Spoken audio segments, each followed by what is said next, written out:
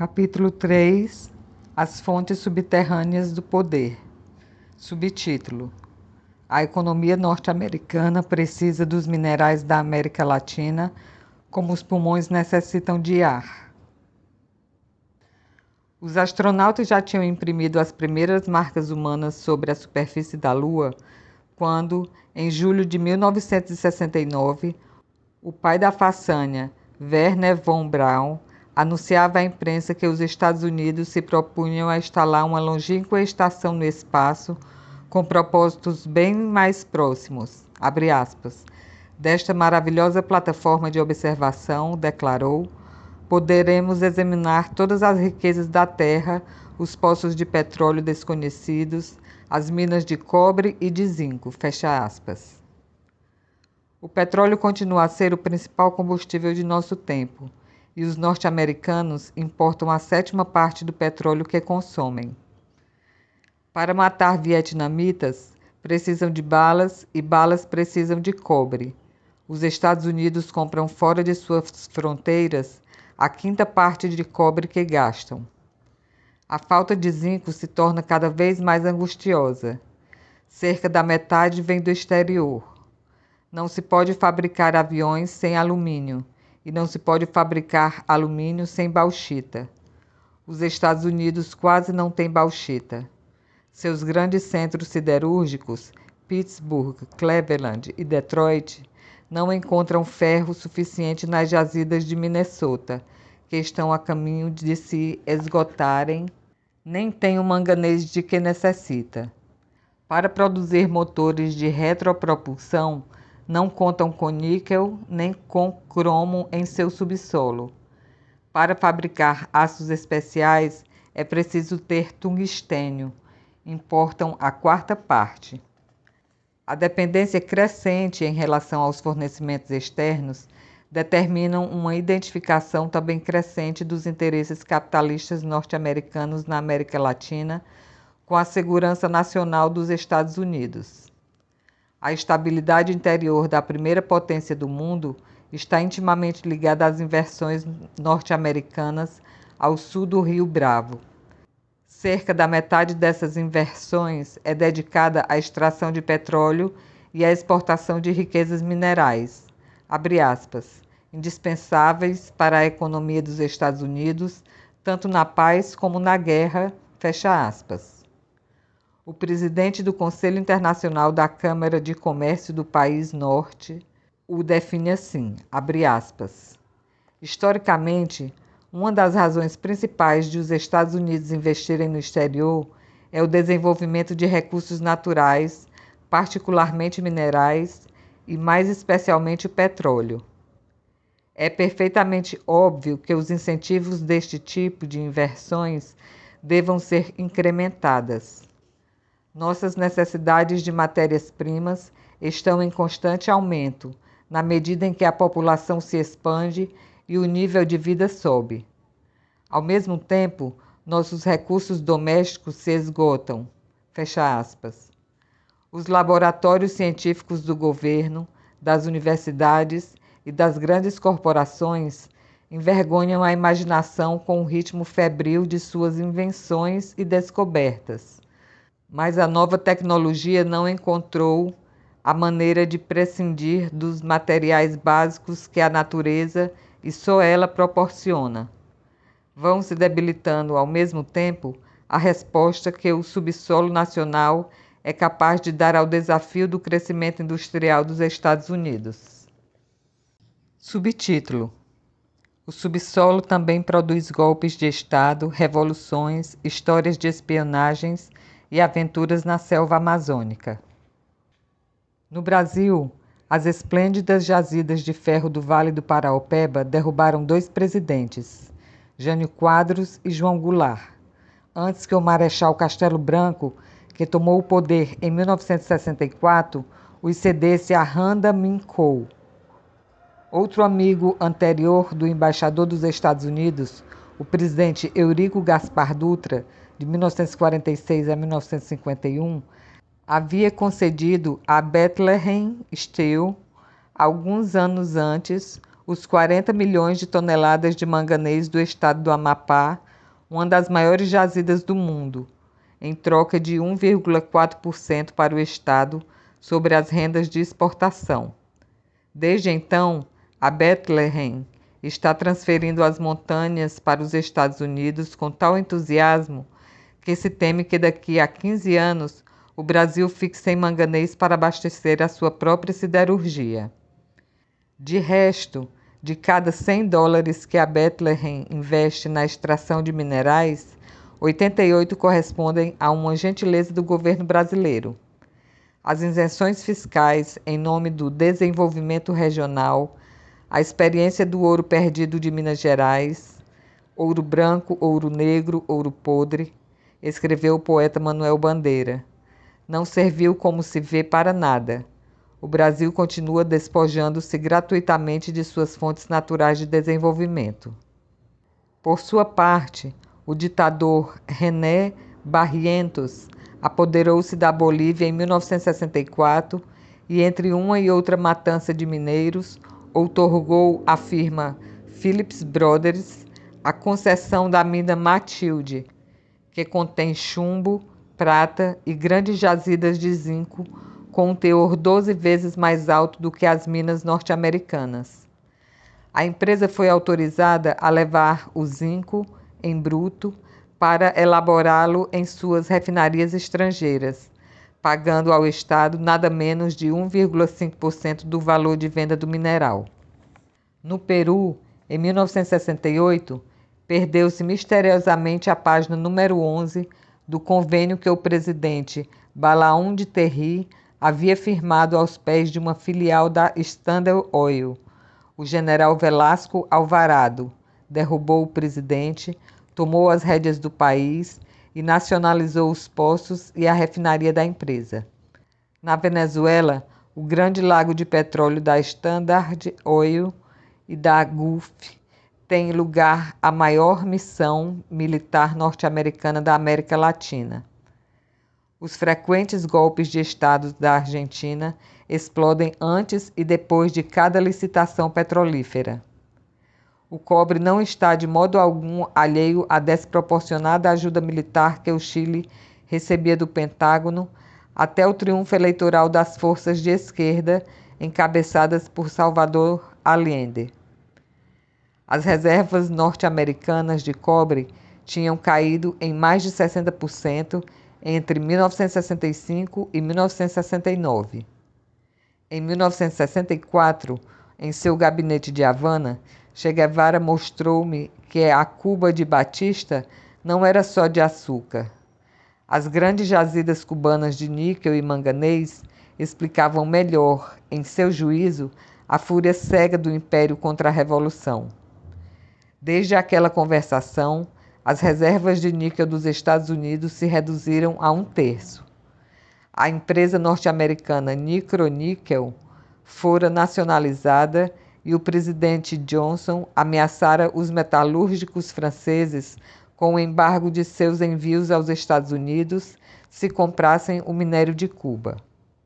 Os minérios tiveram muito em ver com a queda do governo do socialista Chedi Jagan, que, em fins de 1964, obtiveram novamente a maioria dos votos no que então era a Guiana Inglesa.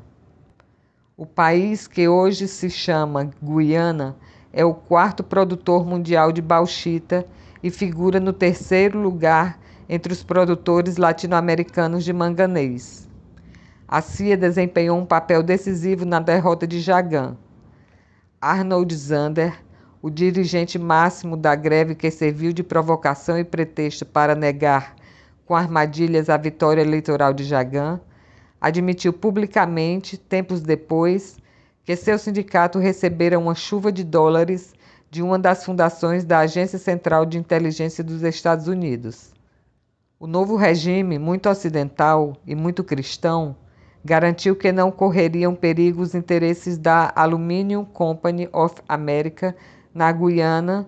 A empresa poderia continuar levando sem sobressaltos a bauxita e vendê-la a si mesmo no mesmo preço de 1938, embora desde então houvesse a multiplicação do preço do alumínio.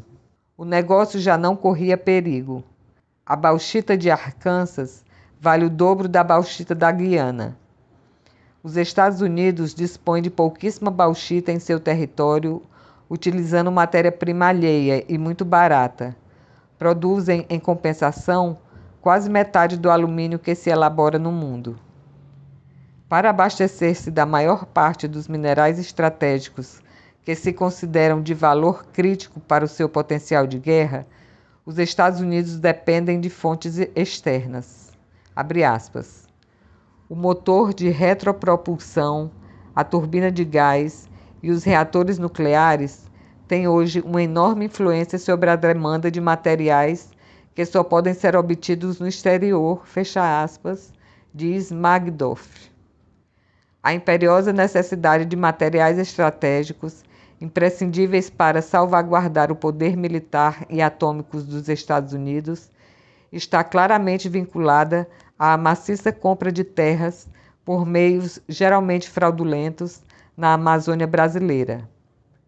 Na década de 1960, numerosas empresas norte-americanas, conduzidas pela mão de aventureiros e contrabandistas profissionais, lançaram-se num rush febril sobre essa selva gigantesca. Previamente, em virtude do acordo firmado em 1964, os aviões da Força Aérea dos Estados Unidos haviam sobrevoado e fotografado a região. Utilizaram equipamentos de citilômetros para detectar jazidas de minerais radioativos pela emissão de ondas de luz de intensidade variável, eletromagnetômetros para radiografar o subsolo rico em minerais não ferrosos e magnetrômetros para descobrir e medir o ferro.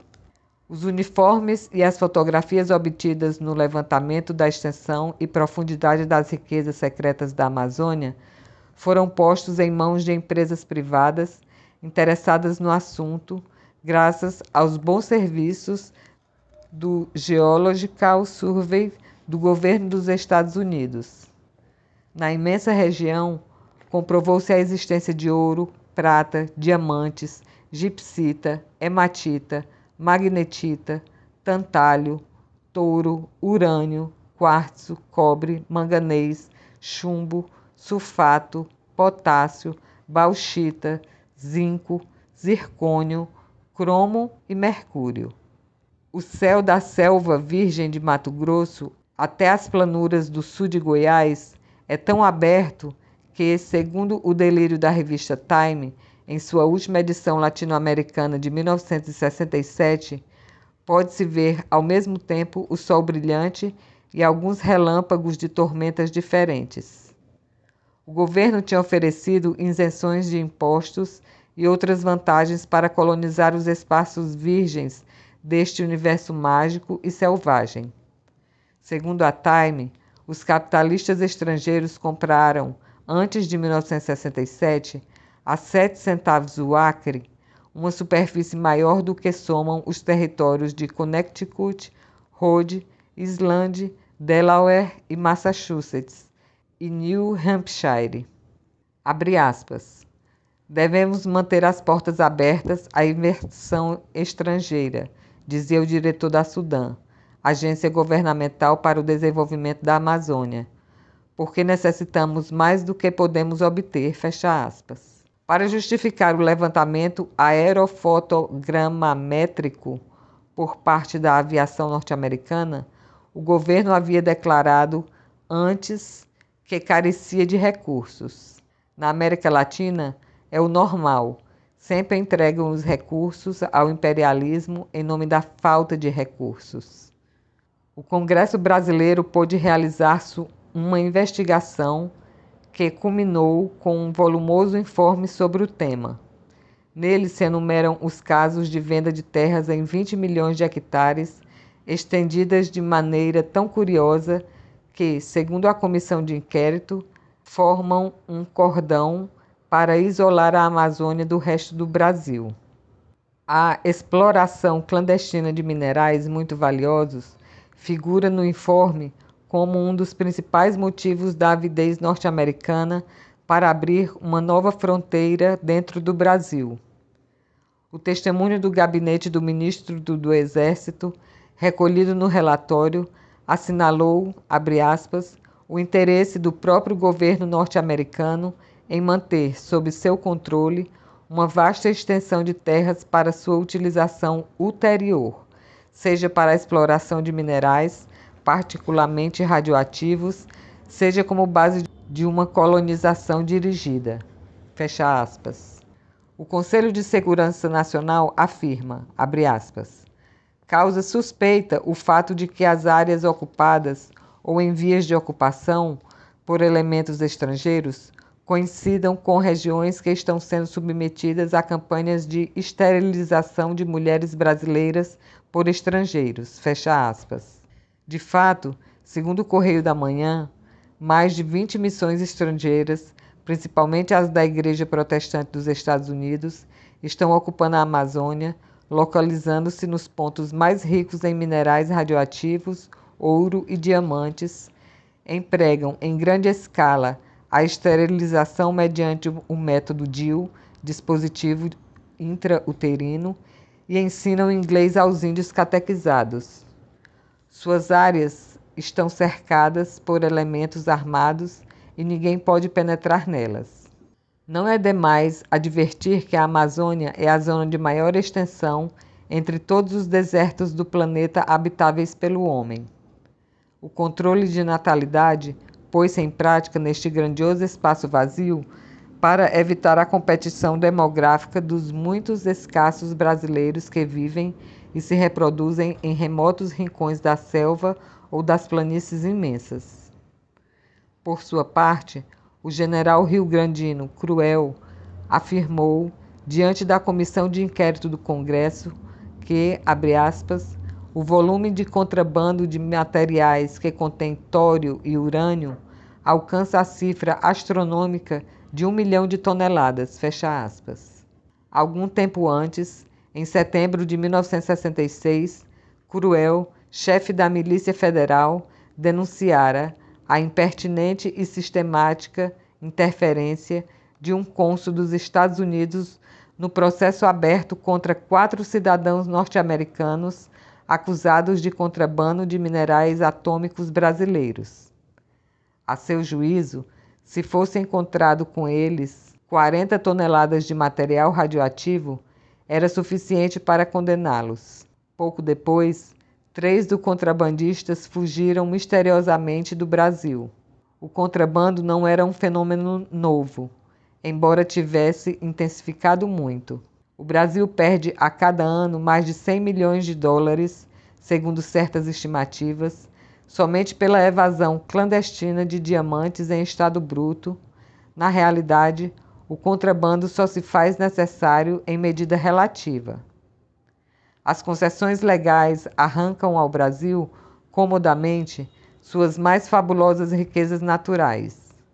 Para citar mais um exemplo, a maior jazida de nióbio do mundo, que está em Araxá, pertencente à filial da Niobium Corporation de Nova York, do nióbio provém vários metais que se utilizam por sua grande resistência às temperaturas altas para a construção de reatores nucleares, foguetes e naves espaciais, satélites ou simples jatos.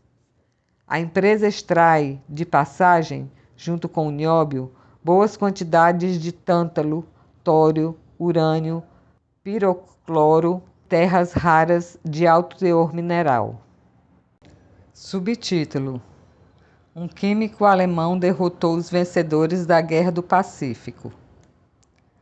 A história do salitre, seu auge e sua queda, ilustra muito bem a duração ilusória das prosperidades latino-americanas no mercado mundial. É sempre efêmero o sopro de glórias, mas o peso das catástrofes é sempre perdurável. Em meados do século passado, as negras profecias de Malthus pairavam sobre o velho mundo. A população europeia crescia vertiginosamente e era imprescindível outorgar nova vida aos solos cansados, para que a produção de alimentos pudesse aumentar em proporção semelhante. O guano revelou suas propriedades fertilizantes nos laboratórios britânicos. Desde 1840, começou a sua exportação em grande escala a partir da costa peruana. Os alcatrazes e gaivotas, alimentados pelos fabulosos cardumes das correntes que lambem as margens, acumulavam nas ilhas e ilhotas, desde tempos imemoriais, grandes montanhas de excrementos ricos em nitrogênio, amoníaco, fosfatos e sais alcalinos. O guano conservava-se puro nas costas sem chuva do Peru. Pouco depois do lançamento internacional do guano, a química agrícola descobriu que as propriedades nutritivas do salitre eram maiores ainda e, em 1850, já se intensificara seu emprego como adubo nos campos europeus. As terras do velho continente, dedicadas ao cultivo do trigo, empobrecidas pela erosão, recebiam avidamente os carregamentos de nitrato de soda provenientes das salitreiras peruanas de Tarapacá e depois da província boliviana de Antofagasta. Graças ao salitre e ao guano, que jaziam nas costas do Pacífico, quase ao alcance dos barcos que vinham buscá-los, o fantasma da fome se afastou da Europa. A oligarquia de Lima, soberba e presunçosa como nenhuma outra, continua enriquecendo-se a mancheias e acumulando símbolos de seu poder nos palácios e nos mausoléus de mármore de Carrara que a capital ergue em meio aos desertos de areia. Antigamente, as grandes famílias limenhas floresceram à custa da prata de Potosí e agora passavam a viver da merda dos pássaros e da seiva branca e brilhante das salitreiras, meios mais grosseiros para os mesmos fins elegantes. O Peru acreditava ser independente, porém a Inglaterra ocupara o lugar da Espanha. Abre aspas. O país se sentiu rico, escrevia Mariátegui. O Estado usou sem medida seu crédito. Viveu no desperdício, hipotecando seu futuro às finanças inglesas, fecha aspas. Em 1868, segundo Romero, os gastos e as dívidas do Estado já eram muito maiores do que o valor das vendas ao exterior. Os depósitos de guano serviam de garantia aos empréstimos britânicos, e a Europa jogava com os preços de rapina dos exportadores fazia estragos. O que a natureza tinha acumulado nas ilhas ao longo de milênios se desperdiçava em poucos anos. Enquanto isto, nos pampas salitreiros, conta Bermúdez, os operários sobreviviam em choças, abre aspas, miseráveis, um pouco mais altas do que o homem, feitas com pedra, cacos de caliças e barro de um quarto só, fecha aspas. A exploração do salitre rapidamente se estendeu até a província boliviana de Antofagasta, embora o negócio não fosse boliviano, mas peruano, e, mais do que peruano, chileno. Quando o governo da Bolívia pretendeu aplicar o imposto às salitreiras que operavam em seu solo, os batalhões do exército do Chile invadiram a província para nunca mais abandoná-la. Até aquela época, o deserto servira de zona de amortecimento para os conflitos latentes entre Chile, Peru e Bolívia. O salitre desencadeou a luta. A Guerra do Pacífico explodiu em 1879 e durou até 1883. As Forças Armadas chilenas, que já em 1879 tinham ocupado também os portos peruanos da região do Salitre, Patilhos, Iquique, Pisagua, Junín, entraram por fim vitoriosas em Lima e, no dia seguinte, a fortaleza de Callao se rendeu.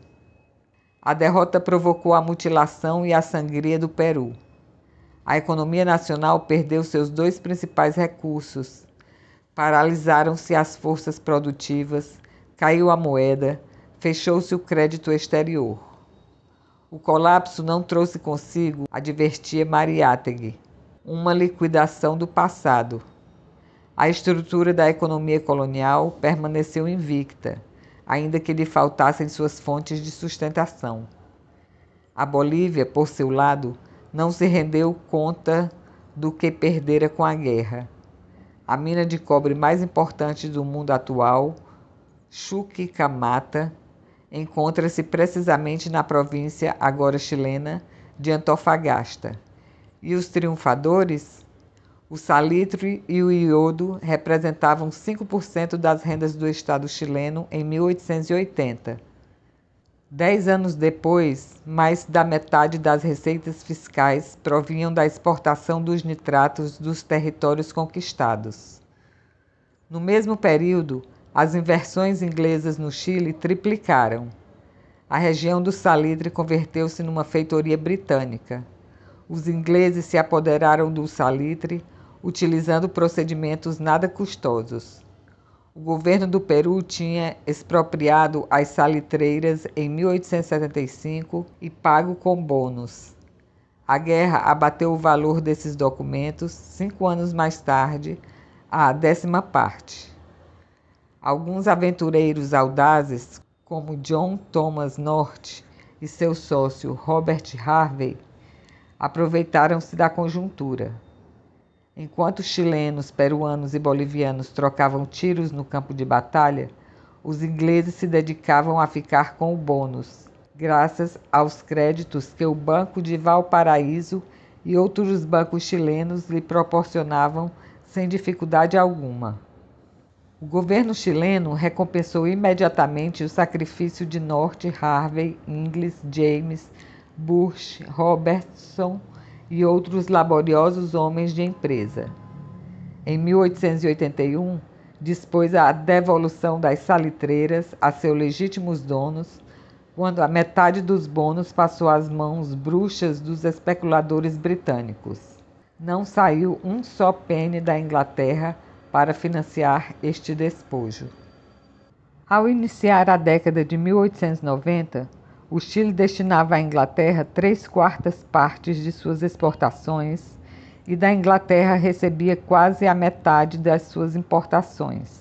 Sua dependência comercial era ainda maior do que a que então padecia a Índia. A guerra outorgara ao Chile o monopólio mundial dos nitratos naturais, porém o rei do salitre era John Thomas North. Uma de suas empresas, a Liverpool Nitrate Company, pagava dividendos de 40%. Este personagem desembarcara no porto de Valparaíso em 1886 com apenas 10 libras esterlinas no bolso de seu velho traje cheio de pó. 30 anos depois, os príncipes e os duques, os políticos mais proeminentes e os grandes industriais se sentavam à mesa de sua mansão em Londres. North tinha inventado para si um título de coronel e se afiliado como correspondia a um cavalheiro de seu quilate, ao Partido Conservador e à loja maçônica de Kent. Lord Dorchester, Lord Randolph Churchill e o Marquês Stockley assistiram às suas festas extravagantes, nas quais North dançava disfarçado de Henrique VIII. Enquanto isto, em seu distante reinado do salitre, os operários chilenos não conheciam descanso dos domingos, trabalhavam até 16 horas por dia e cobravam seus salários com fichas que perdiam cerca da metade de seu valor nos barracões das empresas.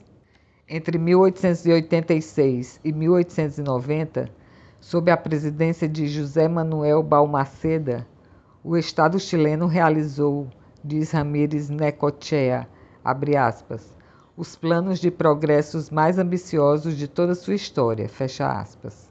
Balmaceda impulsionou o desenvolvimento de algumas indústrias, executou importantes obras públicas, renovou a educação, tomou medidas para romper o monopólio da empresa britânica de ferrovias em Tarapacá e teve da Alemanha o primeiro e único empréstimo que o Chile não recebeu da Inglaterra em todo o século passado.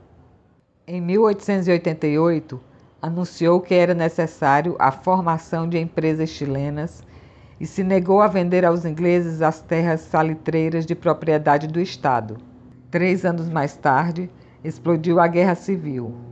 Norte e seus colegas financiaram folgadamente os rebeldes e os barcos britânicos da guerra bloquearam a costa do Chile, enquanto em Londres a imprensa bradava contra Balmaceda, aspas, ditador da pior espécie, fecha aspas, carniceiro. Derrotado, Balmaceda se suicidou. O embaixador inglês formou ao Foreign Office, abre aspas. A comunidade britânica não faz segredos de sua satisfação pela queda de Balmaceda, cujo triunfo, se crê, teria implicado sérios prejuízos aos interesses comerciais britânicos, fecha aspas. De imediato, diminuíram as inversões estatais em estradas, ferrovias, colonização, educação e obras públicas, e as empresas britânicas estendiam seus domínios. Nas vésperas da Primeira Guerra Mundial, 2/3 da receita nacional do Chile provinham da exportação de nitratos. Porém, o pampa salitreiro era mais amplo e indiferente do que nunca. A propriedade não serviu para desenvolver e diversificar o país, mas acentuou, ao contrário, as suas deformações estruturais. O Chile funcionava como um apêndice da economia britânica. O mais importante provedor de adubos do mercado europeu não tinha direito à vida própria. Contudo, um químico alemão, em seu laboratório, derrotou os generais que tinham triunfado anos atrás nos campos de batalha. O aperfeiçoamento do processo Haber-Bosch para produzir nitratos, fixando o nitrogênio no ar, deslocou o salitre definitivamente e provocou a estrepitosa queda da economia chilena. A crise do salitre foi a crise do Chile, profunda ferida, porque o Chile vivia do salitre e para o salitre, e o salitre estava em mãos alheias. No ressecado deserto do Tamarugal, onde os reflexos da terra chegam a queimar os olhos, fui testemunha do arrasamento de Tarapacá. Aqui havia 120 usinas salitreiras na época do auge, e agora só resta uma em funcionamento. No Pampa não há umidade nem cupins, de modo que não só se venderam as máquinas como sucata, mas também as tábuas de pinho de riga das melhores casas, as pranchas de zinco e até as travas e cravos intactos. Surgiram operários especializados em desarmar povoados. Eram os únicos que conseguiam trabalho nessas imensidões arrasadas ou abandonadas. Vi os escombros e os buracos, os povoados fantasmas, as vias mortas de nitrate Lewis, os fios já mudos dos telégrafos, os esqueletos das usinas salitreiras, despedaçadas pelo bombardeio de anos, as cruzes dos cemitérios que o vento frio golpeia às noites, os montes embranquecidos que os detritos da caliça erguiam nas escavações. Abre aspas. Aqui corria dinheiro e todos acreditavam que não acabaria nunca, fecha aspas, contaram-me os habitantes sobreviventes. Eles idealizaram o passado porque parecia um paraíso em oposição ao presente, e até dos domingos, que em 1889 ainda não existiam para os trabalhadores e que foram conquistados na marra pela luta sindical. Se recordava com todos os fulgores, abre aspas. Cada domingo no Pampa Salitreiro, contava-me um velho ancião muito velho. Era para nós uma festa nacional, um 18 de setembro cada semana, fecha aspas. Iquique, o maior porto do salitre, porto de primeira, segundo seu dístico oficial, fora o cenário de mais de uma matança de operários, porém em seu teatro municipal, em estilo Belle Époque, chegavam os melhores cantores da ópera europeia. Subtítulo: Dentes de cobre sobre o Chile. O cobre não demorou muito a ocupar o lugar do salitre como viga-mestra da economia chilena, ao tempo em que a hegemonia britânica abria passagem ao domínio dos Estados Unidos. Nas vésperas da crise de 1929, as inversões norte-americanas no Chile ascendiam já a mais de 400 milhões de dólares, quase todos destinados à exploração e ao transporte de cobre. Até a vitória eleitoral das forças da Unidade Popular em 1970, as maiores jazidas do metal vermelho continuavam em mãos de Anaconda Copper Mine Co. e da Kennecott Copper Co., duas empresas intimamente vinculadas entre si como parte de um mesmo consórcio mundial. Em meio século, ambas remeteram 4 milhões de dólares do Chile para suas matrizes, caudaloso sangue esvaído por diversas rubricas, e realizaram como contrapartida, segundo as suas próprias cifras aumentadas, uma inversão total de 800 milhões, quase toda proveniente de lucros arrancados do país. A hegemonia foi aumentando à medida que a produção crescia, até superar os 100 milhões de dólares por ano nos últimos tempos. Os donos do cobre eram os donos do Chile. Na segunda-feira, 21 de dezembro de 1970, Salvador Allende, já presidente, falou da sacada do Palácio do Governo para uma multidão fervorosa. Anunciou que acabara de assinar o projeto de reforma constitucional que tornava possível a nacionalização da grande mineração. Em 1969, disse, a Anaconda conseguira no Chile lucros de 79 milhões de dólares, que equivaliam a 80% de suas receitas em todo o mundo. No entanto, continuou a Anaconda, tem no Chile menos da sexta parte de suas inversões no exterior. A guerra bacteriológica da direita, planificada campanha de propaganda destinada a semear o terror para evitar a nacionalização do cobre e as demais reformas de estruturas anunciadas pela esquerda, fora tão intensa como nas eleições anteriores. Os jornais exibiam pesados tanques soviéticos rondando o Palácio Presidencial de La Moneda. Sobre as paredes de Santiago, os guerrilheiros barbudos apareciam arrastando jovens inocentes rumo à morte. Escutava-se a campainha de cada casa, uma senhora explicava, aspas, você tem 4 crianças, 2 irão para a União Soviética e 2 para Cuba, fecha aspas. Tudo foi inútil, o cobre volta a ser chileno, se põe pontes e esporas. Os Estados Unidos, por sua parte, com as pernas presas na armadilha da Guerra do Sudeste Asiático, não ocultaram um mal-estar oficial ante a marcha dos acontecimentos no sul da Cordilheira dos Andes. No entanto, o Chile não está ao alcance de uma súbita expedição de marines e, afinal de contas, Allende era presidente com todos os requisitos da democracia representativa que o país do norte formalmente prega. O imperialismo atravessa as primeiras etapas de um novo ciclo crítico, cujos signos se tornaram claros na economia. Sua função de polícia mundial se faz cada vez mais cara e mais difícil. E a guerra de preços? A produção chilena é vendida em diversos mercados e pode abrir amplos mercados novos entre os países socialistas. Os Estados Unidos carecem de meios para bloquear, em escala universal, as vendas do cobre que os chilenos se dispuseram a recuperar. Muito diferente era, por certo, a situação do açúcar cubano 12 anos atrás, destinado inteiramente ao mercado norte-americano e por inteiro dependendo dos preços norte-americanos.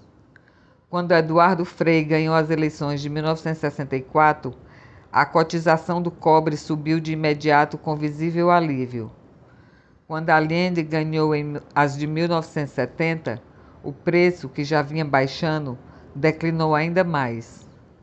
Habitualmente submetido às mais agudas flutuações de preços, O cobre gozara de preços consideravelmente altos nos últimos anos.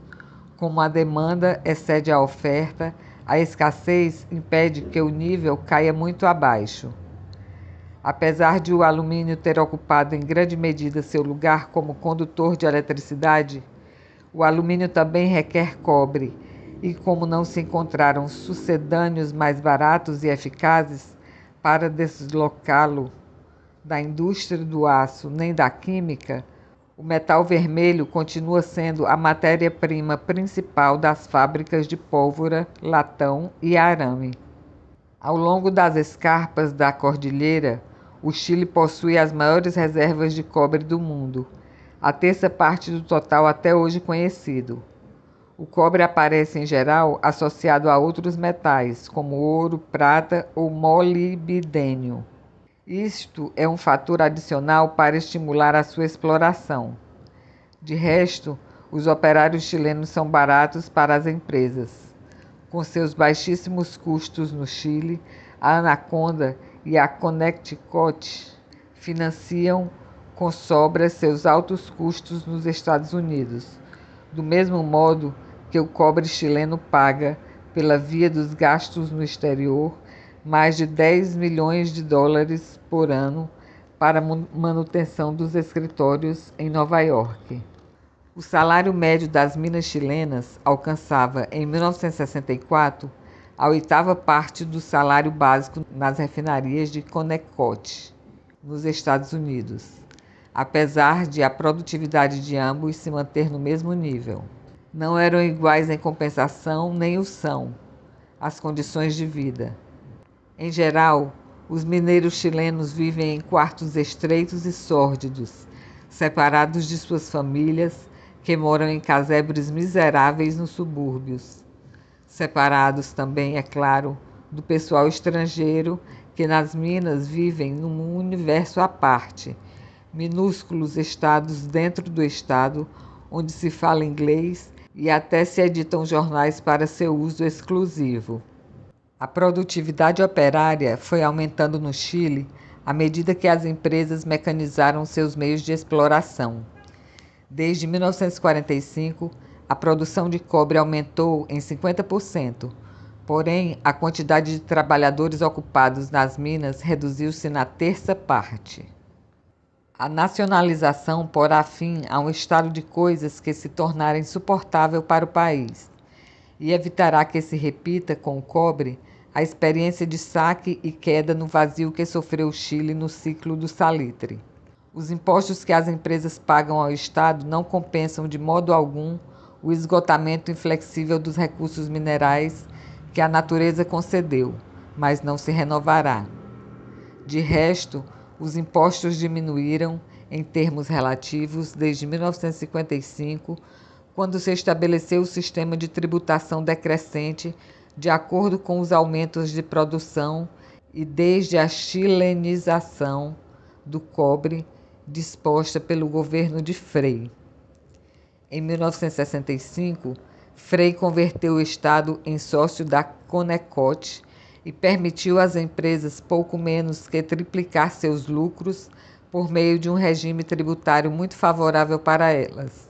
Os gravames se aplicaram no novo regime sobre um preço médio de 29 centavos de dólar por libra, embora o preço se elevasse, empurrado pela grande demanda mundial, até os 70 centavos. O Chile perdeu pela diferença de impostos entre o preço fictício e o real uma enorme quantidade de dólares, como o reconheceu o próprio Radomiro Tomic, candidato escolhido pela democracia cristã para suceder Frei no período seguinte. Em 1969, o governo Frei pactuou com a Anaconda um acordo para a compra de 51% das ações em cotas semestrais, em condições tais que deflagraram um novo escândalo político e deram maior impulso ao crescimento das forças de esquerda. O presidente da Anaconda dissera previamente ao presidente do Chile, segundo a versão divulgada pela imprensa, abre aspas, Excelência, os capitalistas não conservam os bens por motivos sentimentais, mas por razões econômicas. É comum que uma família guarde um guarda-roupa porque pertenceu ao avô, porém as empresas não têm avós. A Anaconda pode vender todos os seus bens, só depende do preço que lhe paguem. Fecha aspas. A maré nacionalista cresce por todas as partes e nem sequer o bom humor pode limitá-la. O mal menor da nacionalização pactuada teve vida escassa. A estrutura do mercado internacional do cobre está se desarmando perigosamente e os 4 maiores produtores, Chile, Zâmbia, Congo e Peru, estão se reunindo há algum tempo para aplicar uma política comum em defesa dos preços. Em fins de 1969, a filial peruana da American Smelting and Refining Co. aceitou assinar um contrato que lhe permitia conservar a riquíssima mina de Cuajone, que lhe fora concedida muitos anos atrás. Mas os termos deste contrato, a despeito de algumas cláusulas tradicionais, de certo modo refletem a debilidade e o desespero do trust ante uma situação internacional mais desfavorável do que nunca para seus interesses. Em condições normais, a American Smelting não teria aceito a liquidação de muitos dos privilégios que convertiam cada mina estrangeira num todo-poderoso enclave, alheio às necessidades de desenvolvimento da economia peruana. Nas novas condições impostas pelo nacionalismo em ascensão, a empresa se apressou a expressar em voz alta sua satisfação pelos termos do acordo. Embora subsistam profundas divergências de interpretação em torno do texto do convênio, o governo afirma que o recém-estabelecido monopólio da comercialização de minerais compreende também o cobre de Cuajone. Além disso, o Estado reserva o refino para suas usinas em projeto que terão prioridade para receber o cobre bruto. A empresa fica obrigada a contratar técnicos peruanos e a compartilhar com o Estado suas inovações tecnológicas, além de comprometer-se a cumprir um plano de exploração que estabelece prazos definidos para as inversões e para a produção. Por não cumprir as condições fixadas nas novas leis minerais, a Anaconda e a Smelting perderam já suas jazidas de Monte Verde e Michiquilai, 2 vastas reservas que tinham permanecido intocadas durante meio século. Subtítulo: Os mineiros do estânio, por baixo e por cima da terra. Há pouco menos de um século, um homem meio morto de fome pelejava contra as rochas em meio às desolações do altiplano da Bolívia. A dinamite explodiu. Quando ele se aproximou para recolher os pedaços de pedra triturados pela explosão, ficou deslumbrado. Tinha nas mãos pedaços fulgurantes do veio de estânio mais rico do mundo. Ao amanhecer do dia seguinte, montou o cavalo rumo à Rua Nune. A análise das amostras confirmou o valor do achado. O estânio podia marchar diretamente do filão ao porto, sem sofrer nenhum processo de concentração. Aquele homem se converteu no rei do estânio e, quando morreu, a revista Fortune afirmou que era um dos 10 multimilionários mais multimilionários do planeta. Chamava-se Simon Patinho. Da Europa, durante muitos anos, fez e desfez presidentes e ministros da Bolívia, planificou a fome de seus operários, organizou as matanças, ramificou e estendeu a sua fortuna pessoal. A Bolívia era um país que existia para ele a seu serviço. A partir das heróicas jornadas revolucionárias de abril de 1952, a Bolívia nacionalizou o estânio. No entanto, aquelas riquíssimas minas tinham se então tornado pobres. A Serra Juan del Valle, onde Patinho descobrira seu fabuloso filão, a lei do estânio havia reduzido 120 vezes. Das 156 mil toneladas de rochas que saem mensalmente pelas bocas de Minas, só se recuperaram 400. As perfurações já somam em quilômetros, uma distância 2 vezes maior do que a que se separa a mina da cidade de La Paz. A serra é, por dentro, um formigueiro esburacado por infinitas galerias, passadiços, túneis e chaminés. Está a caminho de se converter numa casca vazia. Cada ano perde um pouco mais de altura, e a derrubada vai carcomendo a crosta. Parece, de longe, um dente cariado.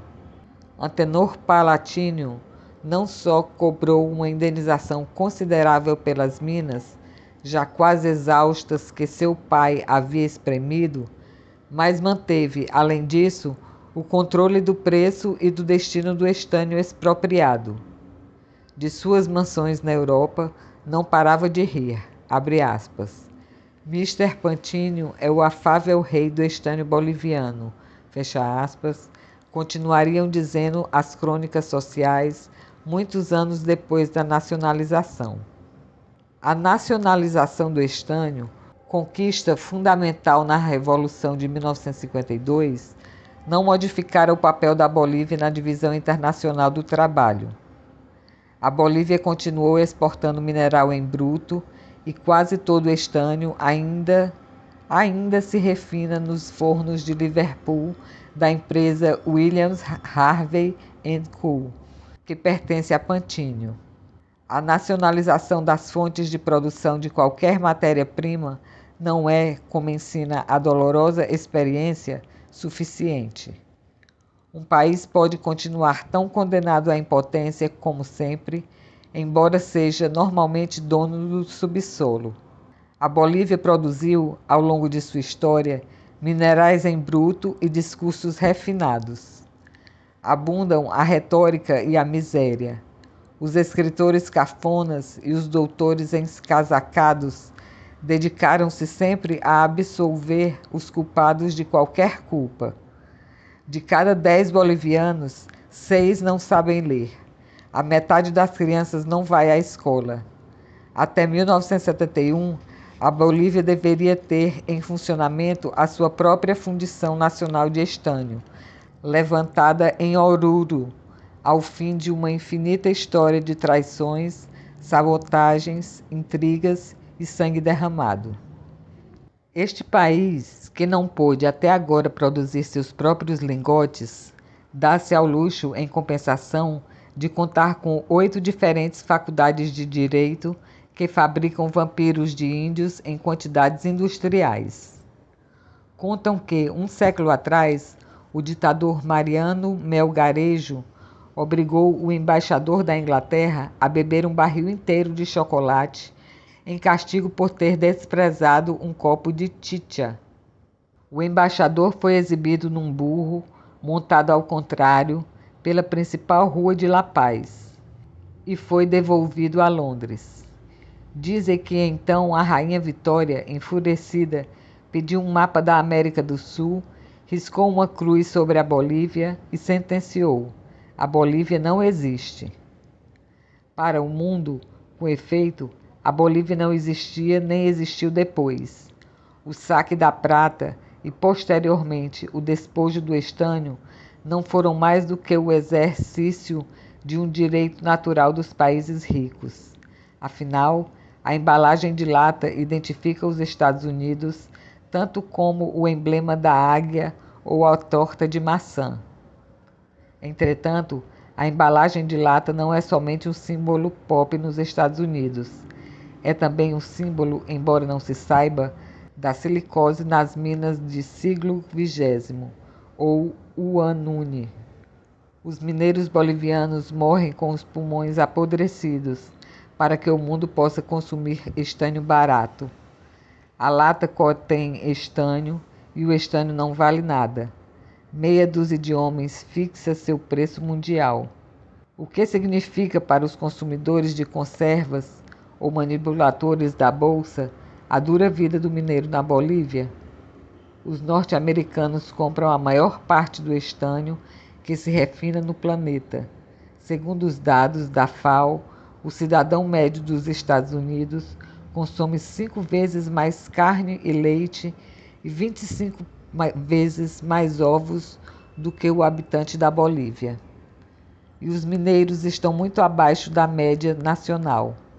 No cemitério de Catavi, onde os cegos rezam pelos mortos em troca de uma moeda, dói encontrar entre as lápides escuras dos adultos uma inumerável quantidade de cruzes brancas sobre tumbas pequenas. De cada 2 crianças nascidas nas minas, uma morre pouco tempo depois de abrir os olhos.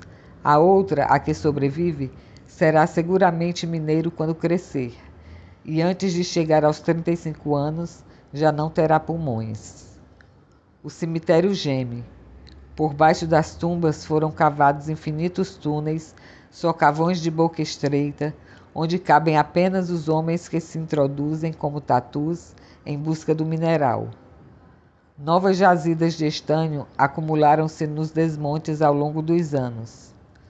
Toneladas de resíduos sobre resíduos transformaram-se em gigantescos montes cinzentos que somaram, assim, estanho ao estanho da paisagem.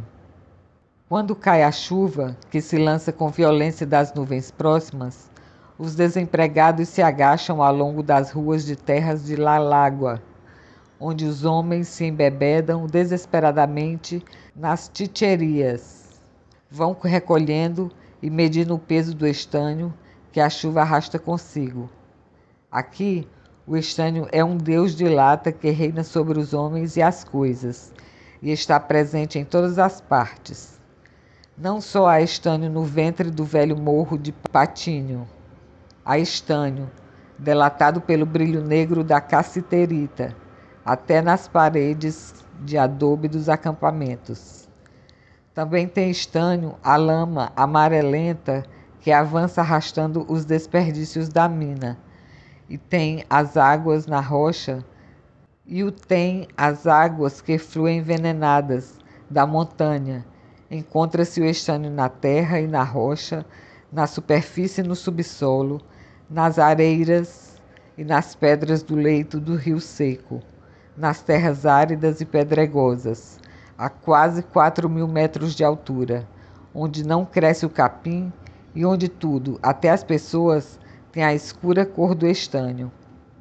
Os homens sofrem resignadamente o jejum e não conhecem a festa do mundo.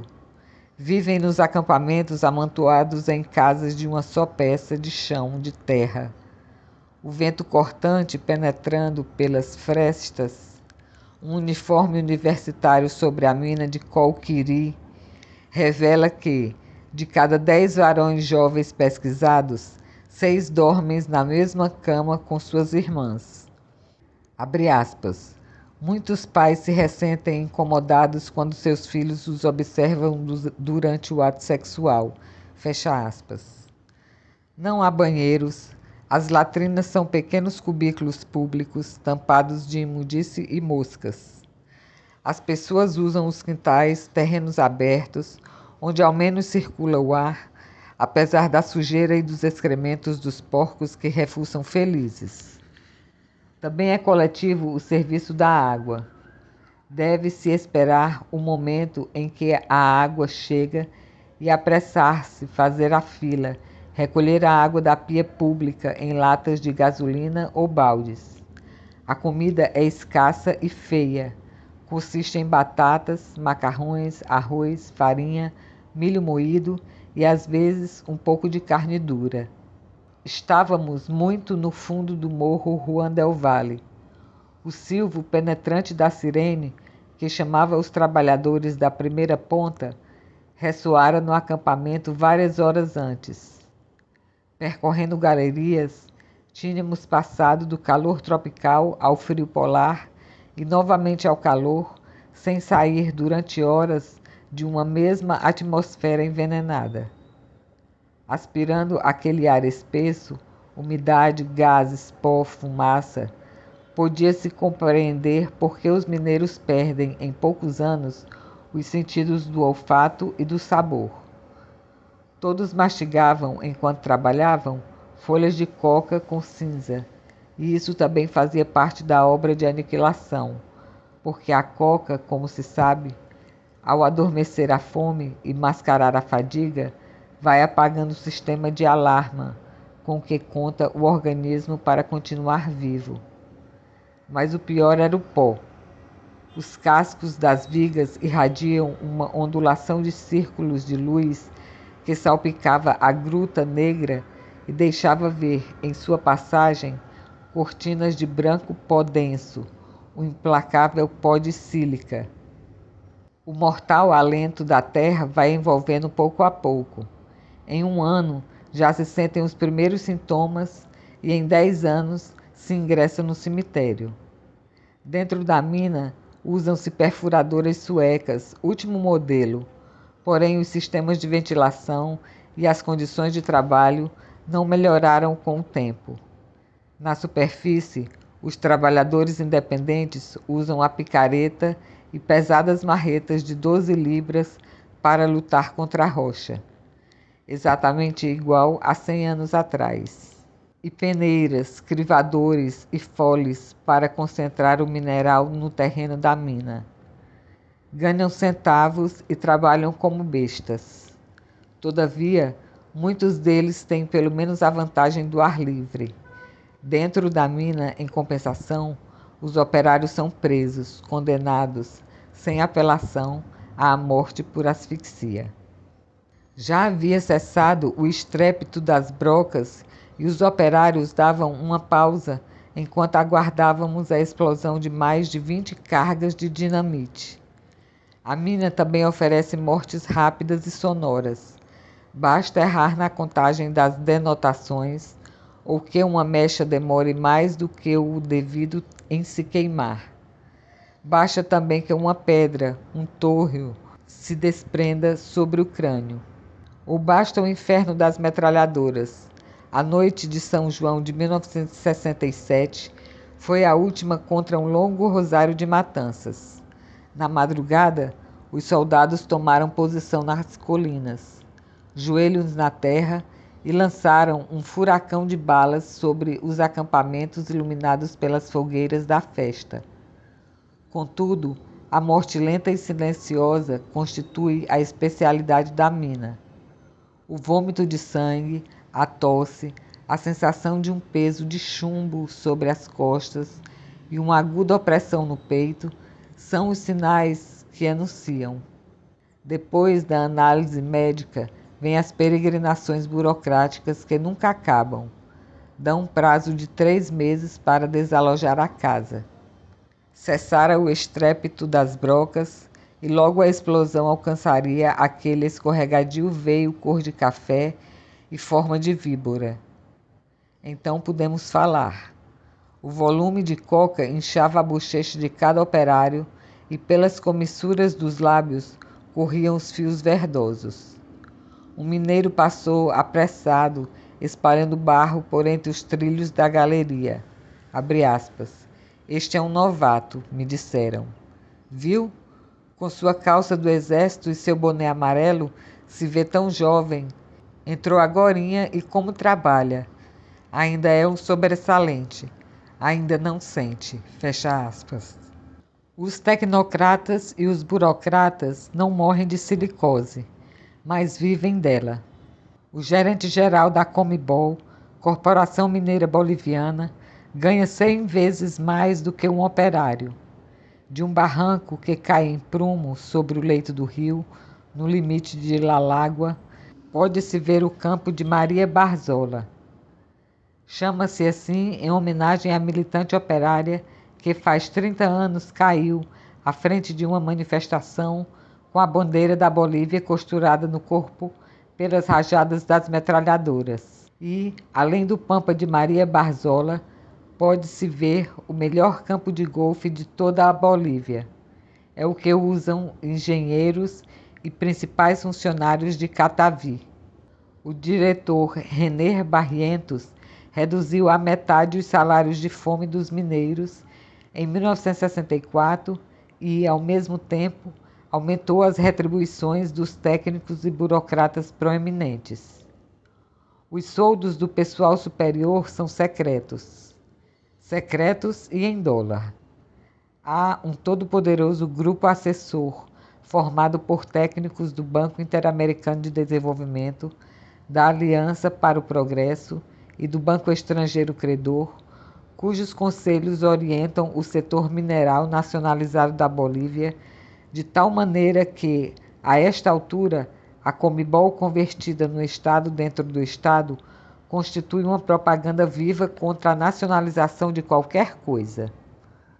O poder da velha rosca oligárquica foi substituído pelo poder dos numerosíssimos membros da nova classe, que dedicou seus melhores esforços para sabotar por dentro a mineração estatal. Os engenheiros não só torpedearam todos os projetos e planos destinados à criação de uma fundição nacional, mas, além disso, contribuíram para que as minas do Estado ficassem fechadas nos limites das velhas jazidas de Pantinho, Aramaio e Rothschild, em acelerado processo de esgotamento de reservas. Entre fins de 1964 e abril de 1969, o general Barrientos rompeu a barreira do som na entrega dos recursos do subsolo boliviano ao capital imperialista, com a cumplicidade aberta dos técnicos e dos gerentes. Sérgio Almaraz contou, num de seus livros, a história da concessão da exploração do estânio à International Mining Processing Co., com um capital declarado de apenas $5.000, a empresa de tão pomposo nome obteve um contrato que lhe permitirá ganhar mais de 900 milhões.